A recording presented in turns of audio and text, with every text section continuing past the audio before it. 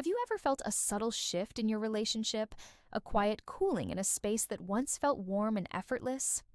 It's not a loud argument or a dramatic event, but a slow, almost imperceptible drift.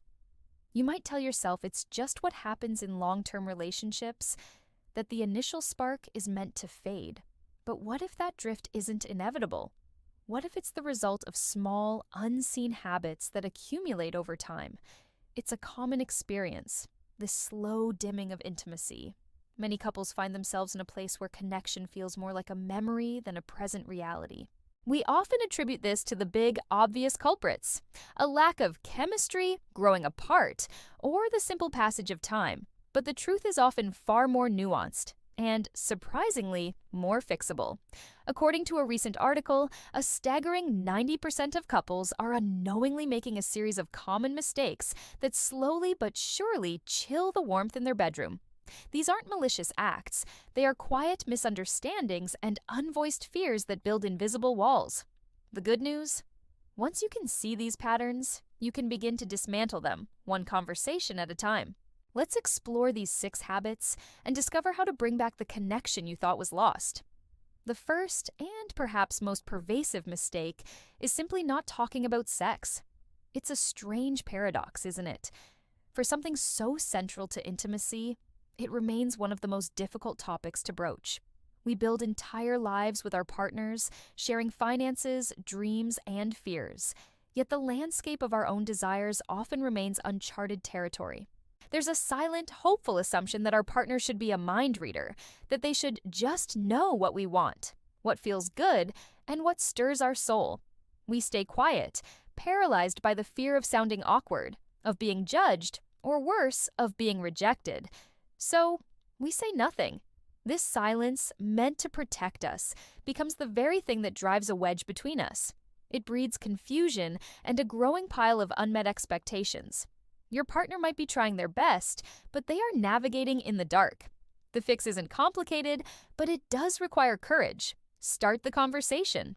Create a space that is entirely free of judgment, a sanctuary where you can both be vulnerable. Talk about what you enjoy. Explore fantasies you've never shared, and be honest about things that don't work for you. It's not about criticism, it's about providing a map to a shared world of pleasure.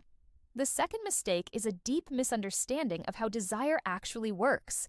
We've been fed a simple, linear story. Desire happens, you act on it, the end. So when one partner's level of desire doesn't match the other's, it can feel like a personal rejection or a sign that something is broken. One person feels unwanted, and the other feels pressured or guilty. It's a cycle of hurt that feeds on itself. The reality is that desire is not a constant, roaring fire. It ebbs and flows like the tide, influenced by stress, hormones, and emotional connection. For many, desire isn't spontaneous, it's responsive. Think of it as an invisible wall, an emotional barrier built by the day's worries, exhaustion, and mental load. Before they can feel physically intimate, they need to climb that wall. The fix is to approach these differences with empathy, not judgment. Recognize that a partner's lack of immediate desire is not a reflection of their love for you. Instead of pulling away or applying pressure, help them dismantle that invisible wall. Offer support, listen to their stressors, and connect emotionally first. When you support each other through these natural fluctuations, you build a foundation of trust that makes intimacy feel safe and inviting, not like a demand. This leads us to the third common error: focusing too much on performance and the final destination. In a world obsessed with goals and achievements, it's easy for this mindset to creep into the bedroom. Sex becomes a mission with a clear objective: orgasm. Every encounter is subconsciously graded on its success or failure to reach that peak. This pressure is the ultimate killer of spontaneity and genuine connection.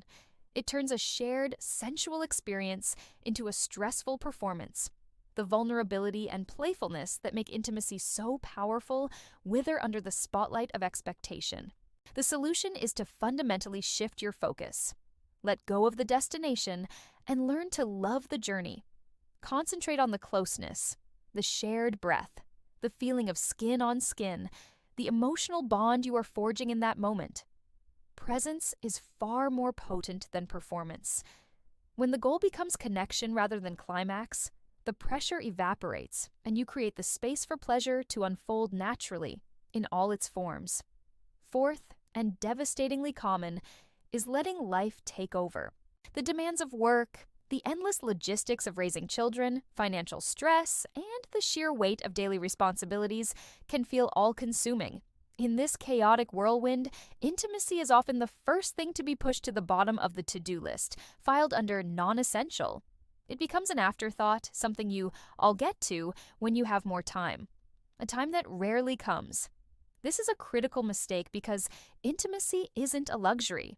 It's the glue that holds a relationship together during stressful times.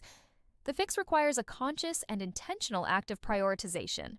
You must actively carve out us time and protect it fiercely. This doesn't have to mean grand, romantic getaways. It can be built in small, consistent moments. A 10-minute check-in at the end of the day with phones put away. A longer hug, a shared cup of tea on the couch.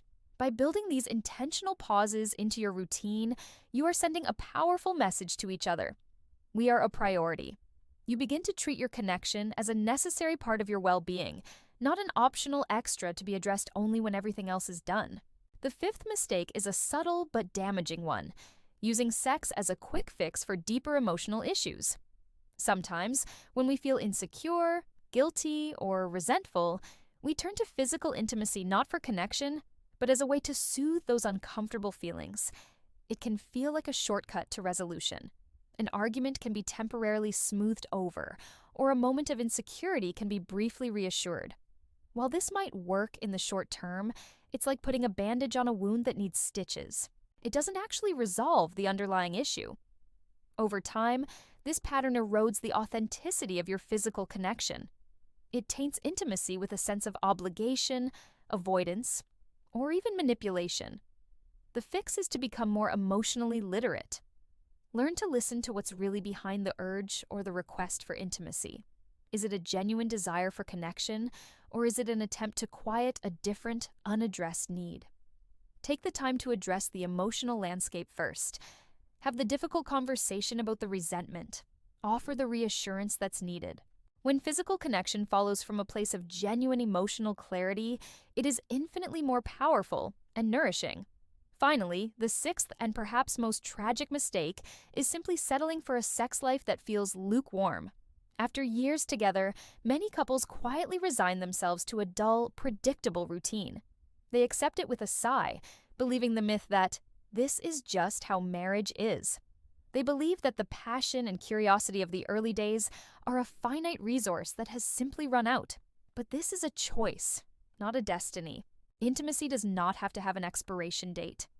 The truth is that a fulfilling, vibrant, intimate life in a long-term relationship doesn't just happen, it is cultivated. The fix is to refuse to settle. It's about treating your intimate connection like a living, breathing part of your relationship that requires care and attention. This means seeing things like foreplay, emotional closeness, and shared exploration not as optional extras for special occasions, but as essential ingredients woven into the daily fabric of your life together.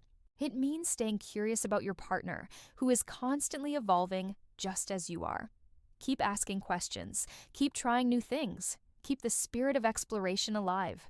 If you read through this list and felt a pang of recognition, if you saw your own relationship reflected in these patterns, please know that you are not alone. And more importantly, it is not a sign of failure. Simply identifying these dynamics is the first, most powerful step toward change. Real, lasting intimacy isn't built on flawless chemistry or the absence of problems. It's built in the moments you decide to turn toward each other, to have the courageous conversation, to renew your vulnerability, and to remember that desire is not something you find, but something you create together.